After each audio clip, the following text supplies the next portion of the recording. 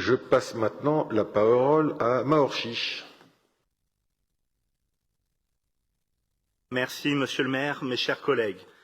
Paris est une ville de brassage, une ville-monde. Son histoire et sa population sont profondément marquées par la présence des personnes d'origine étrangère qui y ont trouvé refuge. 20% de la population parisienne est immigrée et 14% de nationalité étrangère, soit le double de la moyenne nationale. Théâtre de la déclaration de 1789 et de celle de 1948, Paris est la ville phare des droits de l'homme. Et cette histoire particulière nous oblige.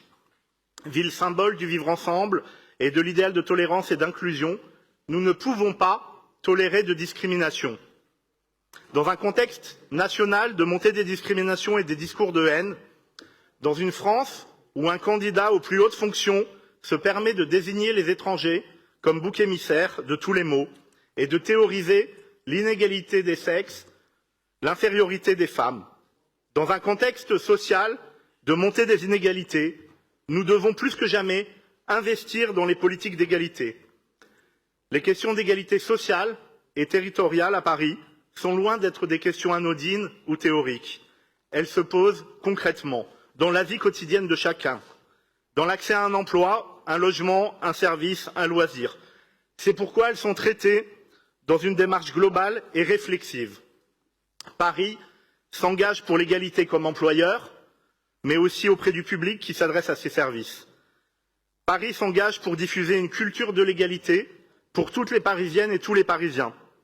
Ces grands axes sont ceux du plan Égalité, lutte contre les discriminations et handicap que nous avons voté en octobre dernier, recouvrant les 25 critères de discrimination interdits. Ce plan permet de sensibiliser le grand public aux droits humains, à l'existence de discriminations et à leur pénalisation, que celles-ci soient de nature raciste, sexiste ou LGBTQI-phobe. Le dispositif Collège pour l'égalité, que je salue, permet aux associations d'intervenir dans les collèges pour former les adolescents à l'égalité de traitement, la déconstruction des préjugés, en articulant l'égalité filles-garçons et la prévention et la lutte contre les discriminations.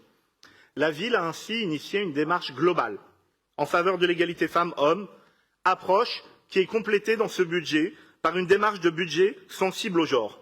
Ce budget vise à systématiser la prise en compte de l'égalité dans la conception et la mise en œuvre de nos politiques publiques et permet d'engager une véritable évaluation des dépenses selon leurs impacts. Enfin, Anne-Claire Boux et Jean-Luc Romero-Michel ont porté avec brio une mission autour de la promesse républicaine, ce qui dit le caractère structurant de cette politique d'égalité au sein de notre vision pour Paris. Pour soutenir nos ambitions en la matière en 2022, je voudrais saluer l'effort conséquent réalisé au niveau de ce budget, tant pour permettre de financer les politiques de promotion de l'égalité, avec un budget d'1,3 million d'euros, que pour la lutte contre les discriminations, avec un budget de 1,8 million d'euros. Le budget 2022 permettra également de financer les dispositifs de solidarité pour accompagner les plus fragiles qui subissent de plein fouet la crise sociale et économique, de créer une direction de la santé publique et une direction de la transition écologique qui seront mieux à même de répondre aux défis posés par les inégalités sociales de santé dans ce contexte de changement climatique.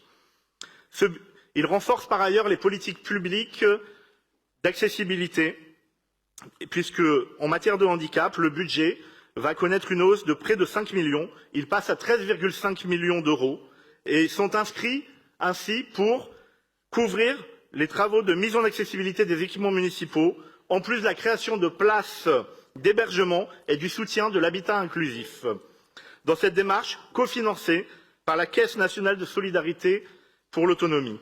La politique pour l'égalité irrigue ainsi de manière concrète tout notre budget et je suis fier de ce choix méthodique, concret et stratégique pour notre ville.